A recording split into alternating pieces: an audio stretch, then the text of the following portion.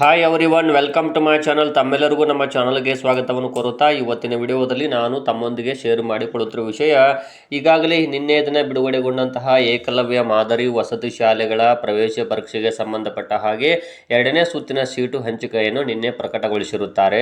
ಹೌದು, ಇದು ಏಕಲವ್ಯ ಮಾದರಿ ವಸತಿ ಶಾಲೆಗಳಲ್ಲಿ ಇಲ್ಲಿ ಪರಿಶಿಷ್ಟ ಪಂಗಡದ ವಿದ್ಯಾರ್ಥಿಗಳಿಗಾಗಿರುವಂತಹ ಕರ್ನಾಟಕ ರಾಜ್ಯದ 12 ಜಿಲ್ಲೆಗಳ ವಸತಿ ಶಾಲೆಗಳಲ್ಲಿ ಈಗಾಗಲೇ ಇಲ್ಲಿ ಕರ್ನಾಟಕ ಎಕ್ಸಾಮಿನೇಷನ್ ಅಥಾರಿಟಿಯವರ ಮೂಲಕ ಪರೀಕ್ಷೆಯು ಕೂಡ ನಡೆದಿತ್ತು.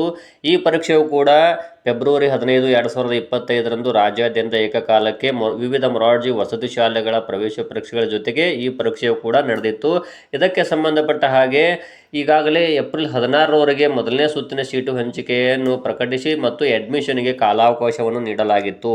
ಇದೀಗ ಇಲ್ಲಿ ಎರಡನೇ ಲಿಸ್ಟನ್ನು ಪ್ರಕಟಗೊಳಿಸಿರುತ್ತಾರೆ. ಅಂದರೆ ಯಾರು ಅಡ್ಮಿಷನ್ ಮೊದಲನೇ ಲಿಸ್ಟ್ನಲ್ಲಿ ಆಯ್ಕೆ ಆಗಿದ್ದವರು ಮಾಡಿರುವುದಿಲ್ಲ ಮತ್ತು ಇನ್ನು ವಿವಿಧ ಖಾಲಿ ಹುದ್ದೆಗಳನ್ನು ಅಂದರೆ ಖಾಲಿ ಸೀಟುಗಳನ್ನು ಕ್ರೋಢೀಕರಿಸಿ ಎರಡನೇ ಸುತ್ತಿನ ಸೀಟು ಹಂಚಿಕೆಯ ಕೌನ್ಸಿಲಿಂಗ್ಗೆ ದಿನಾಂಕವನ್ನು ಪ್ರಕಟಿಸುತ್ತಾರೆ. ಅಂದರೆ ಇನ್ನು ಇದಕ್ಕೆ ಕಾಲಾವಕಾಶವನ್ನು ಅವರು ನೀಡಿರುವುದಿಲ್ಲ. ಮೋಸ್ಟ್ಲಿ ಇವತ್ತು ಅಪ್ಡೇಟ್ ಆಗಬಹುದಾಗಿರುತ್ತದೆ. ಆದ್ದರಿಂದ ಎರಡನೇ ಸುತ್ತಿನ ಸೀಟು ಹಂಚಿಕೆಯಲ್ಲಿ ಪ್ರಕಟವಾದಂತಹ ವಿದ್ಯಾರ್ಥಿಗಳ ಹೆಸರುಗಳನ್ನು ತಾವು ಕೂಡ ಈ ವಿಡಿಯೋದಲ್ಲಿ ವೀಕ್ಷಿಸಬಹುದು. ಇಲ್ಲಿ ಜಿಲ್ಲಾವಾರು ಅಂದರೆ 12 ಜಿಲ್ಲೆಗಳ ಸಂಪೂರ್ಣ ಲಿಸ್ಟ್ ಇಲ್ಲಿ ಪ್ರಕಟವಾಗಿರುತ್ತದೆ. ತಾವು ಕೂಡ ಈ ವಿಡಿಯೋವನ್ನು ವೀಕ್ಷಿಸಬಹುದಾಗಿರುತ್ತದೆ. ಇಲ್ಲಿ 12 ಜಿಲ್ಲೆಗಳು ಚಿಕ್ಕಮಗಳೂರು ಜಿಲ್ಲೆಯಿಂದ ಪ್ರಾರಂಭಗೊಂಡು ವಿವಿಧ 12 ಜಿಲ್ಲೆಗಳ ಲಿಸ್ಟನ್ನು ತಾವು ಕೂಡ ವೀಕ್ಷಿಸಬಹುದಾಗಿದೆ.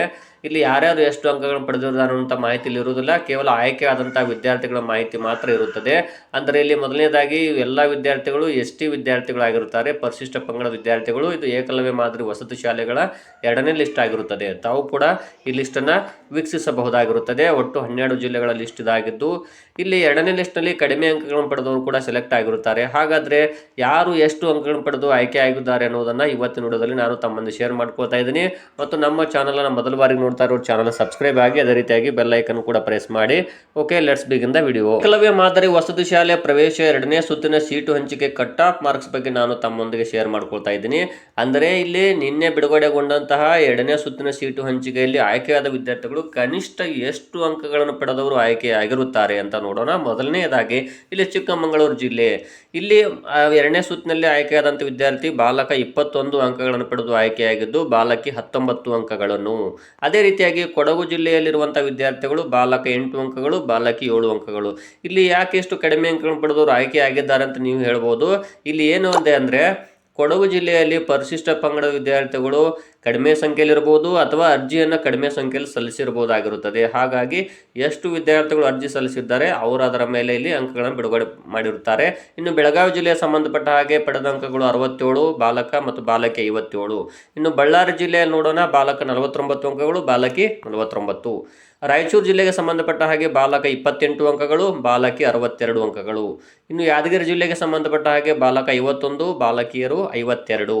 ಇನ್ನು ಕೋಲಾರ ಜಿಲ್ಲೆಯಲ್ಲಿ ಬಾಲಕ 40 ಅಂಕಗಳನ್ನು ಪಡೆದು ಎರಡನೇ ಸುತ್ತಿನ ಸೀಟು ಹಂಚಿಕೆ ಆಯ್ಕೆಯಾಗಿದ್ದಾನೆ ಮತ್ತು ಬಾಲಕಿ 42 ಅಂಕಗಳು.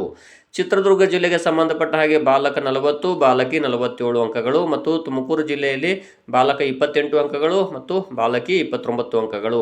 ಮೈಸೂರು ಜಿಲ್ಲೆಗೆ ಸಂಬಂಧಪಟ್ಟ ಹಾಗೆ ಬಾಲಕ 35, ಬಾಲಕಿ 32. ಚಾಮರಾಜನಗರ ಜಿಲ್ಲೆಗೆ ಸಂಬಂಧಪಟ್ಟ ಹಾಗೆ ಬಾಲಕ 32 ಅಂಕಗಳು, ಬಾಲಕಿ 25 ಅಂಕಗಳು. ಮತ್ತು ಕೊನೆಯದಾಗಿ ನೋಡೋದಾದರೆ ಬಾಲಕ 29, ಬಾಲಕಿ 29. ಇದು ಕಲಬುರಗಿ ಜಿಲ್ಲೆಗೆ ಸಂಬಂಧಪಟ್ಟ ಹಾಗೆ. ಒಟ್ಟಾರೆಯಾಗಿ ಎಲ್ಲ ಜಿಲ್ಲೆಗಳಲ್ಲಿ ಎರಡನೇ ಸುತ್ತಿನ ಸೀಟು ಹಂಚಿಕೆ ಆಯ್ಕೆಯಾದಂಥ ವಿದ್ಯಾರ್ಥಿಗಳು ಕನಿಷ್ಠ ಈ ಮೇಲ್ಕಂಡ ಎಲ್ಲ ಲಿಸ್ಟ್ಗಳಲ್ಲಿ ನೋಡ್ತಾ ಇದ್ರಲ್ಲ 12 ಜಿಲ್ಲೆಯಲ್ಲಿ ಇಷ್ಟು ಅಂಕಗಳನ್ನು ಪಡೆದವರು ಎರಡನೇ ಸುತ್ತಿನ ಸೀಟು ಹಂಚಿಕೆ ಆಯ್ಕೆಯಾಗಿರುತ್ತಾರೆ. ಈ ಲಿಸ್ಟನ್ನು ನಾನು ಎರಡನೇ ಸುತ್ತಿನಲ್ಲಿ ಆಯ್ಕೆಯಾದಂಥ ವಿದ್ಯಾರ್ಥಿಗಳು ಪಡೆದುಕೊಂಡ ರ್ಯಾಂಕಿಂಗ್ ಆಧಾರದ ಮೇಲೆ ನಾನು ಇದನ್ನು ತಮಗೆ ನೀಡ್ತಾ ಇರ್ತೀನಿ ಅಂತ ಹೇಳ್ತಾ ಇದ್ದೀನಿ. ಧನ್ಯವಾದಗಳು.